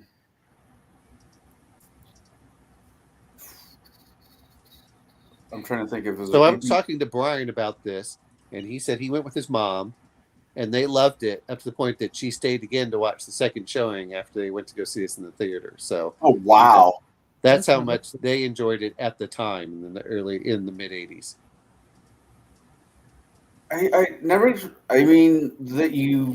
You guys talked about the studio trying to kill other movies. One Disney killed Carpenter. John, yeah. Then they killing this one, Jesus. I don't know. I don't know. This was one of those that apparently in the boardroom they sat around and someone said that this was in. They did not want this one to succeed. Why would you ever? That makes literally no sense. We've spent the money. Now we want it to fail. What? Because the insurance money would be better? No, it doesn't work that probably. way. Hey, everybody go watch The Producers. Yeah, they do kind of make more money if the movie failed sometimes. And it's not like even what it was, because I was listening to an actor talk about how make movies in the 90s and the 2000s, early 2000s. It's like, okay, we get two basic big paychecks. From the box office, so we get percentage of box office, right? Then our second market was VHS or DVD sales. Now that things are being streamed, that has kind of gone away. People are not out there buying DVDs or Blu-rays or whatever as much as they used to. There's enough streaming networks out there that you don't basically HBO, Stars, for movies. You don't need to own anything and you'll be happier? Is that what you're going to say? Kinda, which I disagree with. I like my stuff. I'm going to mention this much, which is I have some of the streaming things, but for like this one, I bought the DVDs. The DVDs are still out there. In some cases, they're cheaper than the actually, Shadow, you rent this stuff. I'm going, if I've heard that there's good movies, I just buy it because it's only like $2 or $3 more on the Blu-ray or DVD. I really can't picture myself watching this again, to be honest. That was going to be the other question I was about ready to ask. I just don't have the love of it that you guys have had over the years. Had I seen it back then, I probably would have a different opinion of it. But I don't have the nostalgia. Like I know you have a lot of the nostalgia stuff. This is not a nostalgic movie for me. I never saw it in the theater. I sat down and watched it on like a Saturday afternoon with commercials, which was then it was edited and stuff like this. But when is my point? Early 90s. It's not the win. It's the dialogue I love. It's not. Oh God, the dialogue made me actually. I was like, what the hell? Who wrote this? This is so awful. I think it was his whole point was he wanted to make a cheap, a bad dialogue, whatever, pulp type movie. And I think all he did was tell Kurt Russell just improv it and do it as you're going. And I think that's chew the lines goal. Like chew up the lines as best you can. Chew the lines, chew the scenery, and just go with it. I think that was what he was trying to achieve. I think. And they had fun with it. Jack, Kurt Russell just played into it 100% and just ran with it and had fun with it. And that's part of why I enjoy this film, is because he goes through with it. And, you know, it's because I hate saying this.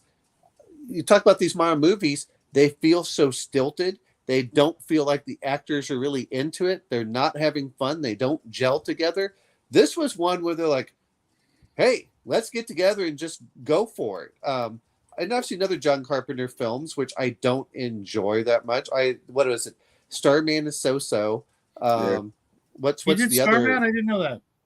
Yeah, Starman's John Was that with Carpenter. that was with Mark Hamill, wasn't it? Or am I thinking? Wasn't it? God, Jeff Bridges. Oh yeah, it was Jeff Bridges. I knew it was. You know, as much as I like some of that with They Live, it's well, I like the ideas that come from it. It's not well paced. It's kind of slow. You know, I like the ideas, but it really needs a lot of. I wish that they'd edit it and cut it better. I wish that there was better dialogue. This one I loved because Kurt Russell steals the show just with his antics. The fact that he doesn't realize he's the clueless sidekick. You know, that's the reason I love it. It's like, oh, that's the kind of character I would love to play if I could play it off. Just this, here we go. You know, the swagger. You come in there and you like, you are the weakest link in the party. Yeah, he was the most inept out of all of them. You know, I don't know. Kim Cattrall or the reporter.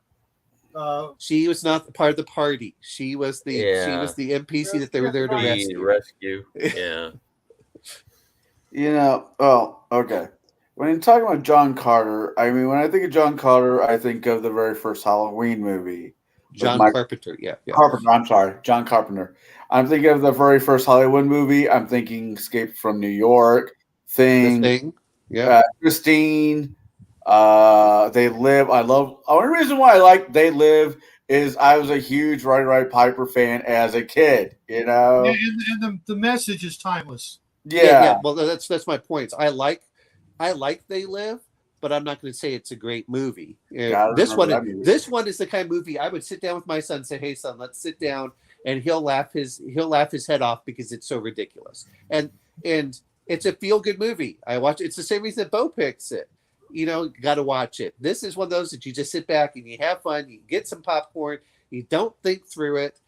When it's done, you're like, man, that was so cool. And then what you remember are the one-liners from this one. And you're like, yeah, okay. He did a movie in '95 called Village of the Damned with Christopher Reeves. I think it was the last movie that Christopher Reeves did before he had his accident. I could be wrong, though. That movie, of all the movies of his I've seen beforehand, because I kind of grew up watching The Thing and Halloween. Man, as a kid, you know, my stepdad was all about horror movies on Halloween. From everything from Freddy, Chucky, Jason, Michael Myers. That was his thing. So by the age of 10, by the age of 5, let's be more honest about it, I've already gone through the horror movie, you know, circus. And I've said this before. The very first movie I remember watching was Aliens at a Drive-Thru. And with John Carpenter, making sure I'm saying that name right, most of his films were either scary movies or stupid comedies. I'm looking at his list. Memories of the Invisible Man that had Chevy Chase in it. That movie sucked. I'm sorry, but the movie sucked. Well, that's Chevy Chase in it, so let's get it. I mean, it did have what's her name in it though? What Hannah, Darlene Hannah. Daryl Hannah. Daryl Hannah. I like Daryl Hannah. I like Daryl Hannah more in the Kill Bill. Oh yes, she was. It was funny when the nurse with the eye. She had the cross on the eye. I liked her. I don't know why. This is my old man version of my old man version of me coming out. I liked her in Grumpy Old Men. I like Grumpy Old Man. I like the original Grumpy Old Man. With Well, but you know, some of it is like I said, I watch this because it's fun to watch. It's just a fun movie. It's well paced. The dialogue is great. It's just like to me watching Ghostbusters the problem is that this is the problem that happened with George Lucas too, is when they think that the special effects matter more than the characters and the one-liners. But yeah, Daryl Hannah's in Splash, but I liked her better in Kill Bill. Did she do it was a remake of an old sci-fi classic where she gets huge, she becomes a freaking giant. I think that was someone else, but you're talking about the 60-foot, 50-foot woman. Yeah, I thought it was maybe, yeah. maybe. I think I remember that one as well. Sorry, I was just my ADD kicked in for a second. Well, I have to be careful about the nostalgia aspect, but I look at there were some movies I loved back in the day, and I watch them now. I'm like, oh, they're so bad. They are so bad. And I'm, part of it is I'm just glad I don't try to getting purely the things for the nostalgia. But like I said, Big Trouble in Little China, even when they're singing the song, which was done by John Carpenter, but yeah, I was amazed on how much credits he had when it came to things like music in this movie. I didn't know that was a thing. Yeah, he's a musician. He scores like a lot of stuff. Yeah, does the musical scores for a lot of his own things. How that Halloween theme was him, right? Oh, really? Well, yeah, Halloween. So he's a music guy. He plays like real weird instruments too, like real. Yeah. Attack of the 50-foot woman, 93. Okay. I don't, those are, but yeah, like I said, some of these movies, when I go back and I like, oh, I love these, and I look back at them now, like, oh yeah, they're horrible. So I don't think that that's the nostalgia aspect for me. Is I really loved Lawnmower Man when it first came out, and now I watched it again later on. And I went, oh, this is bad. That movie was awful. Just like. Shadow, and I got to give, sometimes I'll make fun of you for this, is you'll be like, well, it didn't follow the book. I didn't like it. Well, this movie didn't follow the book either, and you enjoyed it. So, like Dune and John Carter. I really, when it comes to Dune, other than leaving things out, everything happened in the movie, happened in the book, as far as I could remember. But mind you, that was... God, that movie... If I ever have to watch, I read the books when I was 17, so there could be that. They had no weirding modules. They didn't have that. That was added in 9 to 5. Really, I could have sworn that was about no. The Lynch. Actually, the newer one is actually more true to the book, but even then, there's still stuff that's and visually I like it a lot better. That said, the pacing is slower. But I love both versions. I have to admit it. I love both versions of Dune. That said, I don't want the theatrical version. I want the extended version of Dune. If I never have to watch the David Lynch version of Dune again, I'll be a very happy man. I am excited about the most recent Dune that came out. There, it was really good. I would literally rather watch the Lynch Dune than this movie ever again. Oh, and wow. I don't plan on watching either. Well, you need to watch this movie again so I can ask you the next question. Would you watch this movie so your kids could see it? I tried to get Jackie to watch it, and having seen it, I don't think he would be. I think he would love it. I think he and I both would feel dumber having watched it to an extent. You say wait a minute. You're like this, but then Jack will come back. Jack will come back and bite you in the ass when you make comments like this. Yeah, exactly. Jack would probably love this one, I think. It none of his major hang-ups in this. Well, anyway. I'm just amazed because some of the movies I think that Shadow would like, he's like, no, don't like this one. It's like, oh, really? But no, that's fine. Make everybody happy. I know. Mark, would you sit down and watch this movie with your daughters? With my daughter, I would ask her to, but would she? No, she's too much of a YouTube, attention span type kid. So other than Stranger Things, that caught her for whatever reason. But other than that, we don't. It's just like I don't know. She just like even when she's watching something on TV, she's constantly like moving around, walking around. I don't know. It's just it's a different animal for kids nowadays as far as them sitting down to be still and watch a movie. At least so as far as what I've seen, I don't know. It's just different. Hey, Mark, I gotta say this because we're not giving enough credit, but I know my son does this. Was when I was young, I would watch a movie while reading a role playing book, and I would literally do both at the same time, and I don't feel like I missed anything. Oddly enough, when I would do that, and nowadays it takes me an enormous amount of effort to either read a book alone or an enormous amount of effort to watch a movie alone. Yeah, it's funny on the thing. So your daughter's probably picking up more than you realize, is what I'm trying to say. Yeah, but to get her to sit down and watch a movie with me, it's a hard. It would have to be something real special that she wanted to see and blah blah blah. But it's a hard.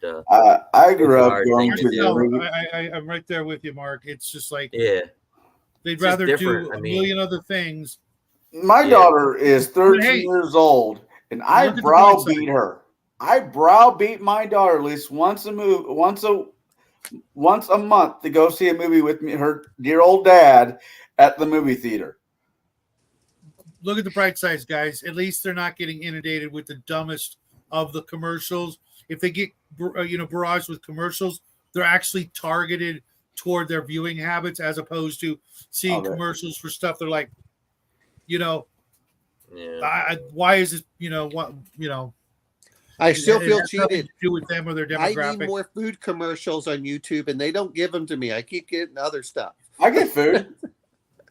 I get a few food commercials, but there's a certain point where I actually start lowering my age so I don't get targeted by the pharmaceutical companies. I said, I don't care about pharmaceuticals. I don't take your drugs. Leave me alone. I don't need your help. I don't need Ozempic and all these other things. All right. So because my brain has folded in on itself and my memory this month is kind of shot, we should only have one more of the, and it will be Mark's, which is the 2000 Death Race movie with the guy from Kung Fu and 1975 Death Race 2000. There was somebody else I noticed was in it that surprised me. Sylvester Stallone. Sylvester Stallone. Yeah, that's who it was that surprised me. We'll be doing that next week. Then after that, we will be doing Halloween. I know I said Predator. I originally was going to go with Predator, but doing all next year being nothing but sci-fi, I think I'm going to throw Predator back on the proverbial list. I was thinking Ghostbusters because Ghostbusters to me is a Halloween movie. Yeah. It's very much a Halloween movie. I don't know if I want to do the first one or the second one, but it'll probably be one of the two. The first one? The first, okay. Because the second one isn't. The second one's like, Yeah, it's absolute garbage. Dumpster fire. I didn't mind it too. I was a kid when it came out, so of course I liked it. Yeah. You like Cocaine Bear, okay? So we can't trust. Somebody beat me to the punch on Cocaine Bear RPG. It was on Barrett Channel. Now I'm putting that back in the back burner and let that guy have some fun with it. I'll come back out with it later on. But no, I look forward to doing a Death Race. I knew the Jason Statham's one was a remake. There's another remake in there too, isn't there? Like a one in the 80s that was made as well. Oh, that same cheeseball director I know did another Death Race. Jesus, like several years ago came out, and it was it Roger Corman? Is that the director? Yeah, he did one, or he was involved with it. It was the same cheesy vein as the original Death Race 2000. It was a straight to video, whatever. I forget. It was Death Race 2048. I can't remember what the hell it was. But, what was that? I mean, go for it. What's that? Continue. Go for it. I was just gonna say, if you think we have time to do this, we're already coming in. We're already hot in October. I don't know. Do you want to just? There's just nothing in November. I cannot think of November Thanksgiving type movies. So if this one other runs than over planes, trains, and automobiles, I can't. November Man with Pierce Brosnan. Who? What? He said November Man with Pierce Brosnan. I mean, it is your call. It will always be up to that person's call if you're coming in last. Do you want to just bypass and go right into October movies? I don't. It's up to you guys. It's No, your I mean, if you channel put or Death however you Race wanna do it. 2000, I mean, to be fair, I don't mind. Mark Mark, picked it's the whatever movie. you want He to do. gets his fair shake. Yeah. All right. Okay, well, Everybody's watched it. I just, you know. I know. Yeah, I'm just saying because that'll already be what October Second weekend in 15. November. Actually, I'm going to bring up one other thing. Mark, do you What? want to do Death Race 2000 and then we go into October for more horror movies, or would you rather just pick another horror movie and we go watch that for next week? That's up to That's you. what I'm I'm cool saying. with I could just pick a horror movie and we kick off the. Yeah. Okay. Oh man. Well, I already watched We'll Death Race get back to 2000. Death Race 2000. No, I just everybody did watch it, you know, or at least I didn't. But I know watched Owen it, watched so it. that's fine. I'm pretty sure Bo watched it. Mark, you know, it was his pick. How long is that movie? Wait, hold. It's like an hour and Halloween 15. movie. It's fairly short. If it's a short, would we want to install with short movies like this? Do we want to install a double feature? I've already watched it. I'm okay if Mark wants to pick a Halloween movie as well. I'm fine with that. I don't mind. Shadow. I'm good. I just don't want to see Mark get, you know, shortchanged. You know? Right. We'll just do it. it. It doesn't hurt my feelings at all. It really doesn't. I know. I could You're always bigger than that. come back to it next year or whatever. I don't care. It doesn't matter. Let's make this coming Sunday a double feature. So Okay. what's your Halloween movie now? That I can't, that I didn't have planned out, so that's the problem. Oh, come on. If you're gonna throw out that hey, let's make sure we do this, you gotta come up with your Halloween movie. I've already got Dog Soldiers, we got Lost Boys from Bo. We got but since you get yours, you know, it's only fair that you get to pick a double feature here. Creature from the Black Lagoon for me. Although Creature is, I think, a relatively short movie. Can someone look that one up? Yeah. Yeah, It's you know, under 90 minutes. It's a short one too. It is a short one. We can make yours a double feature as well, there, Shadow, if you want to. Whichever. All right. Well, pick out Halloween. You got now until Thursday at least to pick out your Halloween movie. I'll tell you what. I'll put it in the Discord. I'll think of it and put it in the Discord tonight because I wasn't sure if I wanted to go like classic monster movie or something kind of. Oh, trust me, I've been bouncing all around. I know. You know what? No, I know what I was gonna pick. I was always gonna pick something this Wicked This Way Comes, but I'm not sure how easy that's to find on stream. I think it was a Disney. I don't know if it's on Disney Plus or how easy that's to find. What was the name of the movie? Something Wicked This Way Comes. It's a Ray Bradbury, based on a Ray Bradbury story. Okay, so that's 1983. Book, but I don't remember the movie. Let's see. Oh wow. Okay. I'm trying to look. Let's see. That was going to be my Halloween pick. Where is it playing?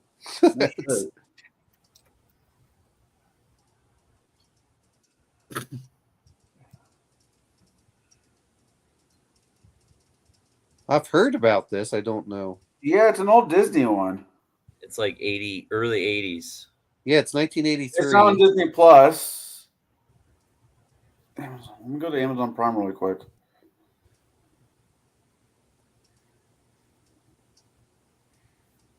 And then I know Death Race 2000 is a freebie. Don't pay for it. It's on. I know it's on Tubi. It might be commercials with it or whatever, but don't pay for that one. Whatever you guys do.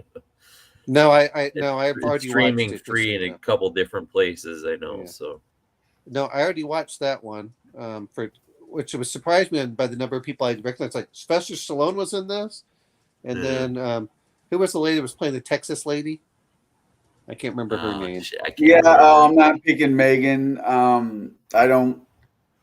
Nah. Yeah, I'm not through Texas Chainsaw again either. It's literally 45 minutes of one floozy screaming her guts out. No, I'm not trying to pick over gore. Yeah, because Bo is like anti. He's out. Well, to be honest, I don't like lots of gore either. It's like get the story along. It's one thing if it's there So for Saving a Private purpose. Ryan's off the menu. Is that what you're saying? No. I didn't think Private Ryan was nearly as bad as We Were Soldiers Once and Young. Yeah. Where he pulls the phosphorus out of the guy's face with the knife. Son of a buck. That's strike two. Yeah, maybe it's something this week because it looks like I have to buy it. I don't even see it online. Where did you see to buy it at? You go to Amazon, and it's like $15. Buy the actual hard copy or the stream it? You can probably, let's see. I mean, you can probably try streaming it, but you're still paying. I love movies that are in the ass to find. $15. Jeez, that's expensive. My daughter and me sat down to watch the new version of Disney's Haunted Mansion.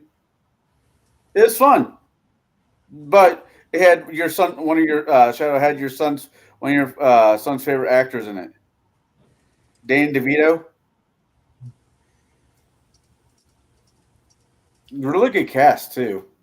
Well, if that movie's too hard to find, then I'll pick something else out. I'll have to think on it for a minute. That's okay, Mark. You got plenty of time. You know, we're not going to put undue pressure. You got like 3 minutes. Go. No, it's you know, there's some great films, you know, that most people forget about. It's the old Dracula, the old Frankenstein. Death Race is on YouTube for free. That's good to know. Yeah. Okay. I can't find it on anything. Well, for Death Race. Well, Death Race was not Death Race. No, we're talking about. I'm trying to think of some Dracula. old. What's the old? I don't think I've ever seen the classic Wolfman either, or Creature from the Black Lagoon, which is funny. I love that movie. That's the. Yeah, it's. I mean, I picked. Let's tell you what. How about you're picking a Wolfman movie, right? Pick the Dog Soldiers. Yeah, I picked Dog Soldiers. Okay. Shoot. Oh, you want to talk about a really bad one? Which is the you'll have to ask Bruce, the one with the it's just which was kind of hilarious where it's the I'll have to American Badass or something like that. No, God, that movie is horrible. It is horrible. It's so horrible. I'm surprised no one's picking a Frankenstein movie. Oh yeah, this Frankenstein. The Bride was freaking awesome. But the what classic about is how about classic. all right? Let's do a Frankenstein movie. Which one do you want to do? Instead of the Universal one, let's do a Hammer horror one. Oh, there you go. There's some old stuff. Yeah, you got those old Hammer films are fantastic. Yeah. Are those easily able to find? I don't know. You have to bring out the title. Yeah, you have to give us the title for it. I can't read. There was at least 4 or 5 of them. Peter Cushing's always the Dr. Frankenstein in them, and he's not a good guy in them. They're kind of different. Hammer. Yeah, because you know what? Those were the ones I used to watch. You want to talk about nostalgia? It was the Hammer films I used to watch like every Saturday morning, or not morning, but in the afternoon. You know, in the midday, along with the bad kung fu films. Frankenstein, the Bride of Frankenstein. Then you have the one with Sting in it, who plays Victor. Yeah, The Bride. The Bride. The Curse of Frankenstein. Let's see if we can find that one online. Yeah.